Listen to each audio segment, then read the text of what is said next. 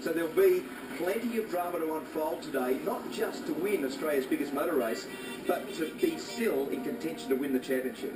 Watching the drivers parade at the moment as they go around and enjoy this moment. I guess a small time just to relax a little bit before it's really down to work now. Oh, there's not a lot of relaxing going on though. They're processing all of this through their minds at the moment. They're thinking about the start if they're the driver starting.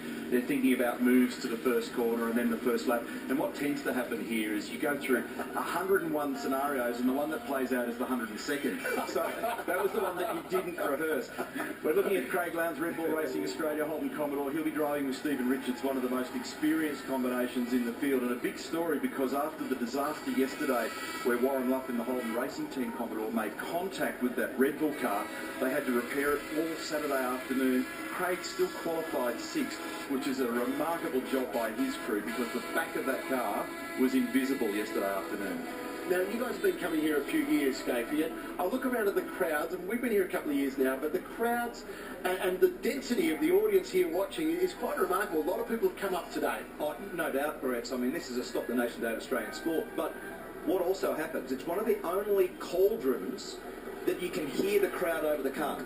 So when you arrive on the first lap, if you're lucky enough to lead, the joint just goes off its dial. And then towards the end of the race again, on pit straight, and at the top of the hill, the crowd reaction is extraordinary.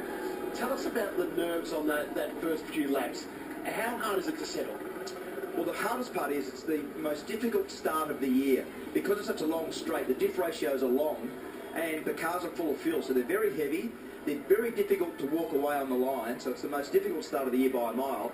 And it's because of the nervousness. It's because it means so much. But what also happens, and Neil, I'm sure, would agree, it's like the red mist descent. It's like a 5-lap sprint. There's 161 of them. Check a flag fever. Yeah, exactly. Everyone thinks it's a 5-lap sprint. It's extraordinary. You reckon the first and even the second stints of this race are a couple of the hardest moments that you ever spend in your career in a race car, and you get out of the car and your heart rate's up and you're dehydrated, you're completely worn out and you think, how am I going to be 1,000 k's of this? And then subsequently you do your next stint or even a third one or sometimes even a double stint of back-to-back, and it's so easy, it comes to you mentally so much easier the second time in the car. But the first one's hard work, especially if the car behaviour's bad, and invariably it will be, because what's happened this past couple of days is we've seen a lot of nervous race cars out there. So expect the first load of fuel to be a lively ride for everybody in this field. And to that point, Crompo, when the car isn't good, you think of the tiger by the tail. If the car's nervous, it just wears you out because you're so close to having an accident, and this place is so fast and so unforgiving, Brett. You are so close to crashing all the time. Now, we've seen so far the incredible impact that this new track surface has had on qualifying. How does that project out into the race now that we're going 161 laps? Well, they're going to have to make conservative starts despite the notion that Mark floated there that they've got to try and go berserk and fight for position. There'll be a realisation moment where they think, hold on, and they'll be counselled by their engineers just to settle down and think about it. What they're going to do then for the subsequent second and third stints of the race is think very carefully about the way the car's trending and try and make smart adjustments on the way.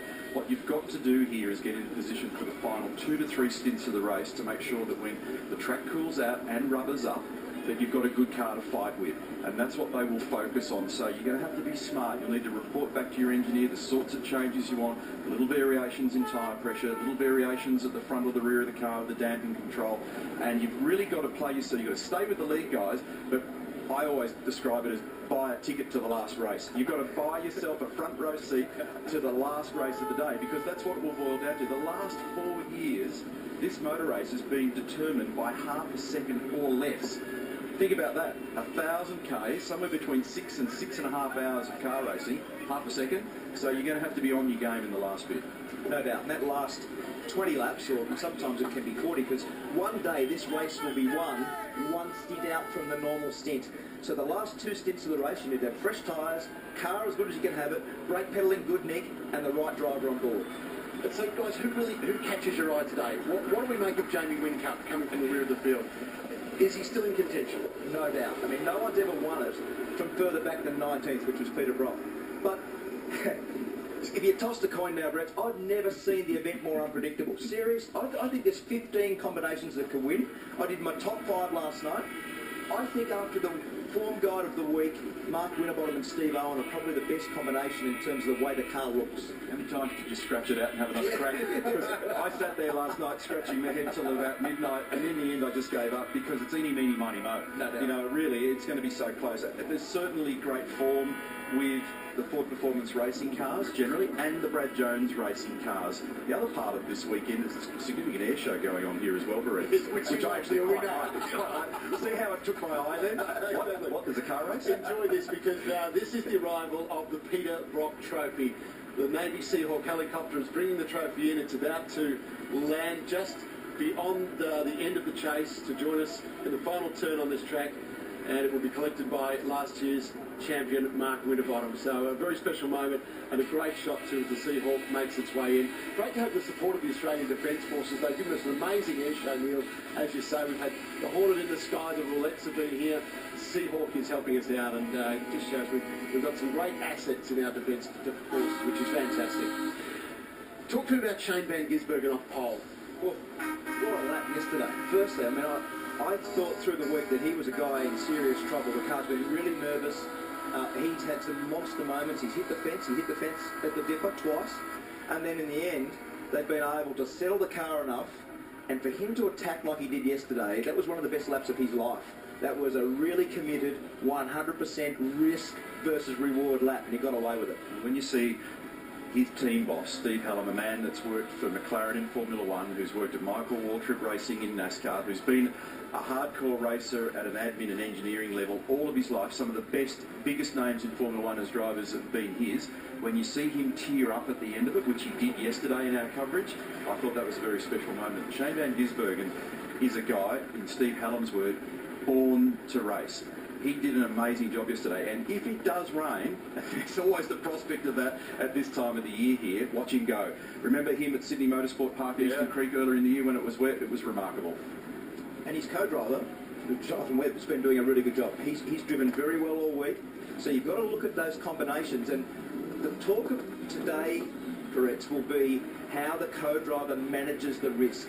Because say for instance, Paul Dumbrell, when they start from the back of the grid, a guy like Jamie Whincup with 300 points on offer could be out of the race in an early incident. Winterbottom reigning champion, driving this year with Steve Owen.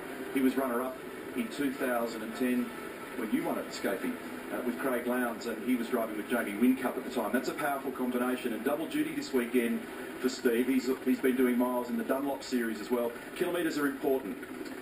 Isn't confidence important as well? I mean, he's defending champion, he comes back here and he puts himself on the front row in 2014. That's pretty impressive. Well, it's his best qualifying performance of the year. In fact, he hasn't had a pole position since Phillip Island in 2013. So on the day when it makes the most difference, he stepped up. And I said last year when he won that it was a career-defining win for him, for the Ford factory team to win Australia's biggest race and mark for the first time. It changes your career, and his response for the weekend has shown that. And in the bigger picture of things, with all the talk and speculation about the future of Ford and what they may or may not do, certainly a win this weekend, a win today, would be a big positive.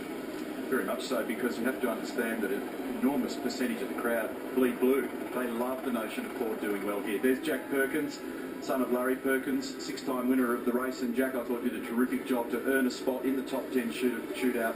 He's done a great job this weekend. He loves the place. He's lived here all of his life, essentially, in terms of, you know, I can remember him in the paddock, literally as a whippersnapper. He was about 1 foot high, you know, waddling around watching his dad. There's some great images of him back in the early 90s, but Jack loves this place. He's a real student of the sport, and he's worked hard to get into the top 10 today. And how cool was it yesterday for the top 10 to have a Moffat and a Perkins, the lineage of our game, you know, the junior faces of a couple of absolute legends of our sport, to be in the top 10 shootout, I thought was a great moment. So the drivers just making their way around this circuit now on the drivers' parade. At the end of this group, Steve Owen and last year's champion Mark Winterbottom. He will receive very shortly the Peter Brock Trophy, which he's had possession of the last 12 months, and that is coming in via the Navy Seahawk helicopter. It's one of those trophies you don't want to get back, correct? Okay. I think that